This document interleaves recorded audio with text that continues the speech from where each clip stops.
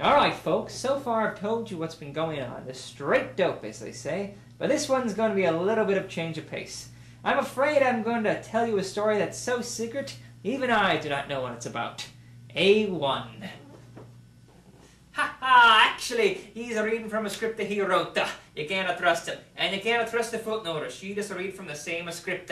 Me, I'm your noter. You can trust everything I say. I'm improvising everything! And yes, you've won a cigar. You have guessed the war that this is taking place in. Now, I don't mean to be too forward with you, but there is a man, or maybe a woman. You'd have to ask his or her alder body. Excuse me. Yes? An alder body is. Do you mind? I'm trying to tell a story here. One. And I'm telling a very good story. A1. Oh, do not expect the good story here. That's it. No more footnotes and no more script. I shall have to improvise the rest of the story. As I was saying, no one knew what she was carrying, and this person was carrying something else to somebody else upon pain of tickling by someone else, which is who I wish was reading this script. It was a 6-year-old girl. That's how they do things in Chicago. But she's not terribly important. What is important is that she's carrying something for someone else. You see, Chicago's got a lot of shadows. It gets very dark. And sometimes men in fedoras will ask young girls to carry their suitcases. No, not the exploding suitcases. That only happens in movies. Usually they just contain more fedoras, as fedora business is one of the bloodiest in Chicago, and nobody likes to shoot a little girl. Right? Well, except for maybe Hippini Prizzini, but luckily, as he can't keep a secret, he has been removed from this story.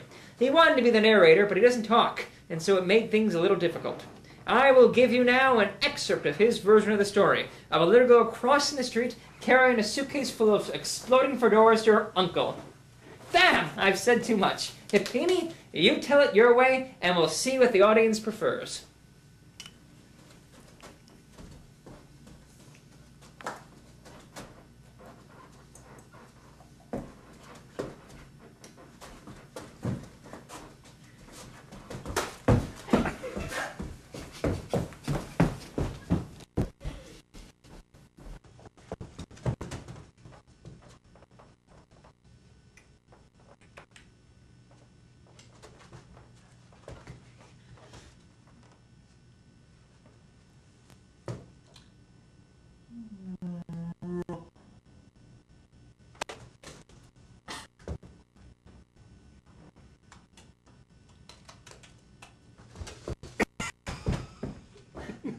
All right, this is a children's story. Get him out of here. Well, it's not really a child's story, but it was written by a child.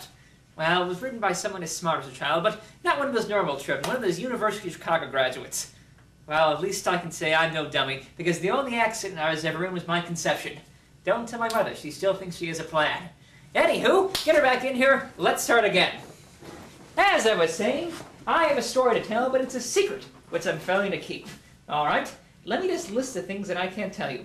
First off, no telling you who her uncle is, plan to do with him the next Sunday. That's right out, it's too messy, and I don't want to scare the reader. Second off, I need to remember to do my laundry. His lack of clean underpants is really scaring my girlfriend. Hey, I mentioned accidents a while back. I'd watch out next Friday, or else an accident might happen to you. Third of all, I'm never going to mention whom the story is really dedicated to, and who I'm supposed to not talk to. No, sir, that would be telling, and I only tell jokes in these stories. Say, how many bicycles does it take to skin a herring? About a fish this big, and hey, eyes are mined in the gutter. I know what you're thinking. I've let you in on all the secrets of the story, and yet I've barely begun. You may know her name, but you certainly don't know her favorite color. You may know her nationality. It's Russian, and you'd Russian too if you knew what she was carrying. Wait, don't tell me. You've heard this one before, which is strange because I've never told it before. Tell you what, you take it from here, and I'll tell you what I think.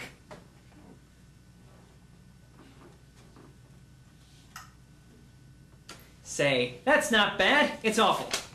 Now, where were we? Well, where'd you take us? No, that won't work at all. Let's just cut it out. Between you and me, why don't we just pretend you didn't say anything at all, and there was some silence between us, although if you're pretty enough, I hope there'll be nothing between us, not even my dirty underpants. Now, let's not forget secrets. You see, what this little girl was carrying was in fact a large suitcase of fedoras in her right hand, and a secret in her left. She really didn't know they were supposed to be full of spring-loaded cream pies. Yes, that's right. The messiest tool of the Chicago fedora mafias was secretly placed into her suitcase as she was leaving her father's fedora shop by a young hooligan that happened to be me. Unfortunately for everyone involved, at the bus stop, she switched suitcases with the young man's identical one and replaced hers with his, which was full of fedoras, conveniently so.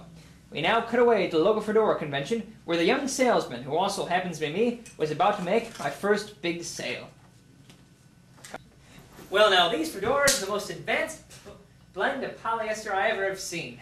He said to the gathering crowd, which was beginning to number in the single digits. I've sold these hats to Kansas City, Brookhaven, Omaha, and Toledo. Are you going to say that those towns are better than Chicago? Maybe. Maybe. Why, I'll have you know those towns are too lowbrow for my hats. That's right. I didn't sell a single hat there. On principle. That's right. I saved for you, my most loyal Chicagoans. What's the secret of the hats? Why, you're going to have to take a look inside to find that out. All right, everybody, why don't you step up and get your fedoras?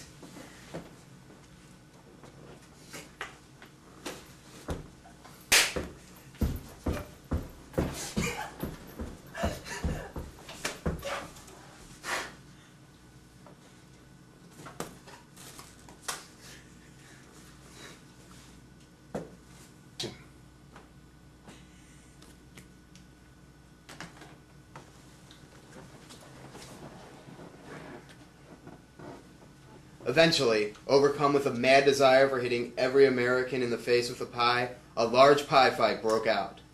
The customers were displeased and returned fire. Hey, what's the big idea? Scott said to the new narrator. Hey, I'm the narrator here. He said while breaking the fourth wall of writing, which was not known to exist until this moment. He stomped around for a few moments, yelling various obscenities towards me. Oh, ugly son of a... All the while, not realizing that the moment he entered the story, he ceased to be the narrator and became a first-person narrator, which this story was not written in.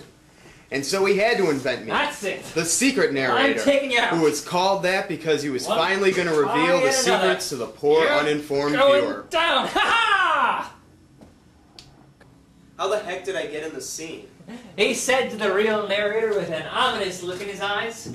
He said while looking very funny and not ominous at all. Hey, wait a second. Scott said. Say, if you're no longer narrating and I'm here, who's doing that? Said the pie-covered misfit. Hey! Our editor must have taken control, I said. He said. He hates both of us ever since we submitted those love stories where we fell in love with each other, I said adamantly. He said while not even getting close to the truth. Say, maybe it was the footnoter, in response for us just winging it, not having any citations. I looked around the pie-covered room with an ominous look in my eyes. The silly man said, repeating himself. How shall we get out of this mess? He asked, rather unaware that he lacked any clothes except a few daffodils. That's not true. It's true if I say it is. Ah!